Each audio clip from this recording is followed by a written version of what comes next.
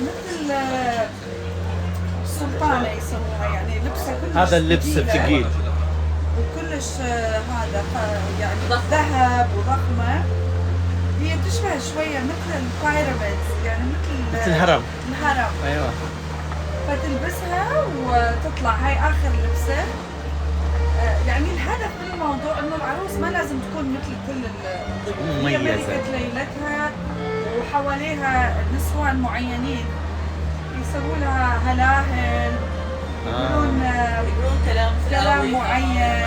زين هسه احنا لما يصلون على النبي بطريقة. 7 أزياء. شلون يصلون على النبي؟ لا ما لا شلون الله عليه الشذاوي. لما تلبس 7 أزياء الهدف إن هي جامعة إيه. كل الطوائف. بس أكيد صاروا أقل، يعني صار مثلا ما يسوون 7 كلهم، يسوون 3، يسوون 2، وهم يلبسون اللبسة البيضاء. الفلكلور زين انتوا عندكم الفلكلور بالمغرب. طبعا بدها تشرح لنا شذا عن الخطبة بالمغرب.